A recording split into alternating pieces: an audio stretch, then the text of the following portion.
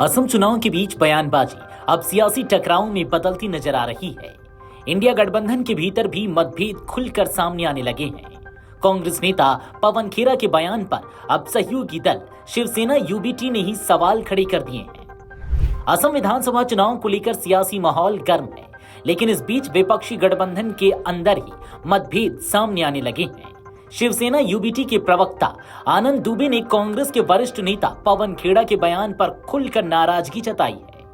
आनंद दुबे ने कहा कि असम का चुनाव इंडिया गठबंधन मजबूती से लड़ रहा है, लेकिन कुछ नेताओं के बयानों से नुकसान हो सकता है। उन्होंने सीधे तौर पर पवन खेड़ा के उस बयान पर सवाल उठाया जिसमें उन्होंने असम के मुख्यमंत्री हेमंत बिस्वा शर्मा की पत्नी के पास 3 देशों के पासपोर्ट होने का दावा किया था। दुबे ने क्या कुछ कहा, जरा सुनिए। देखिए, असम का जो चुनाव चल रहा है बहुत ही बढ़िया चुनाव महाविकास आघाड़ी या इंडिया गठबंधन लड़ रही है, लेकिन पवन खेड़ा जैसे नेताओं ने अपने बड़बोलेपन की वजह से इस चुनाव में कहीं न कहीं कांग्रेस को नुकसान पहुंचा दिया है। क्या जरूरत है किसी मुख्यमंत्री की पत्नी को ये कहना कि इनके पास 3 पासपोर्ट हैं?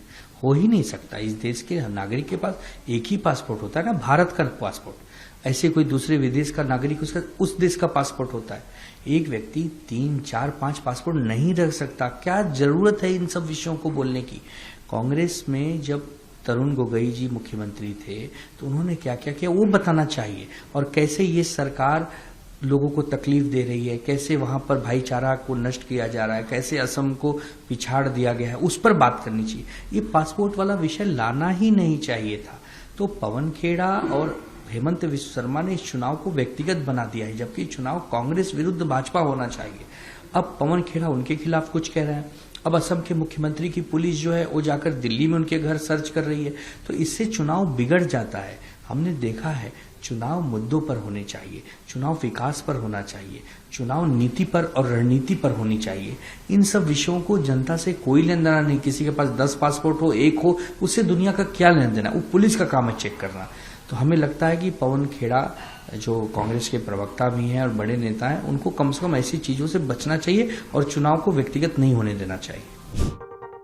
उन्होंने आरोप लगाया कि पवन खेड़ा और हेमंत बिस्वा शर्मा दोनों ने इस चुनाव को व्यक्तिगत बना दिया है, जिससे असली मुद्दे पीछे छूट रहे हैं। दुबे के मुताबिक चुनाव विकास, नीति और रणनीति पर लड़े जाने चाहिए, न कि व्यक्तिगत आरोप प्रत्यारोप के आधार पर। इस पूरे विवाद ने तब और तूल पकड़ लिया जब असम पुलिस दिल्ली में पवन खेड़ा के घर पहुंची। जानकारी के मुताबिक मुख्यमंत्री की पत्नी की ओर से केस दर्ज कराए जाने के बाद पुलिस जांच के सिलसिले में उनके आवास पर पहुंची थी। हालांकि उस समय पवन खेड़ा घर पर मौजूद नहीं थे। पुलिस ने बताया कि वे उन्हें ढूंढ लेंगे और कुछ दस्तावेज भी अपने साथ लेकर गए हैं। इस घटनाक्रम ने सियासी माहौल को और गर्मा दिया है। एक तरफ बीजेपी इस मुद्दे को कांग्रेस की गैर जिम्मेदाराना राजनीति बता रही है, तो वहीं विपक्ष के भीतर भी इस बयान को लेकर असहजता नजर आ रही है।